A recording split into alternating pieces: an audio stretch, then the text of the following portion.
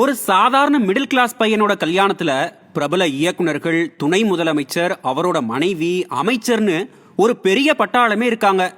தம்பி ஆகாஷ் பாஸ்கரன் தானே சினிமா துறையில இருக்கிறதா சொன்னாங்க. அப்போ திரை பிரபலங்களுக்கும் தம்பி ரத்தீஷ்க்கும் என்ன சம்பந்தம்? ரத்தீஷ் உதயநிதி நேரடி தொடர்பா, ரத்தீஷ் ஆகாஷ் தொடர்பால வந்த தொடர்பா, இல்ல அன்பில் மகேஷ் மூலமா உதயநிதி கூட ரத்தீஷ்க்கு தொடர்பா? இப்படி பல விடை தெரியாத இடியாப்ப சிக்கல் கேள்விகள் அன்பு தம்பிகள் தொடர்புல இருக்கு.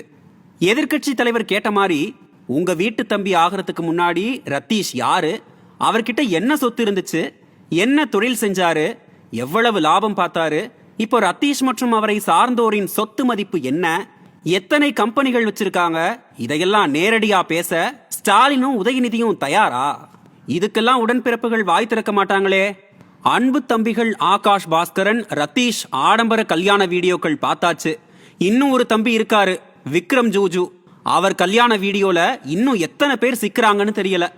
என்ன நடந்துட்டு இருக்கு, எத்தனை ஆயிரம் கோடி கொள்ளையடிச்சிருக்காங்க, மக்களை எப்படிலாம் ஏமாத்த பாக்குறாங்கன்னு புரிஞ்சுக்காம முட்டு கொடுக்கிற உடன்பிறப்புகள் கொஞ்சமாவது யோசிச்சு பாருங்க.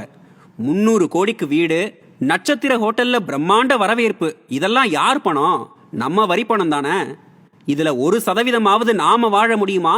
யோசிச்சு புரிஞ்சுக்கிட்டா சரி.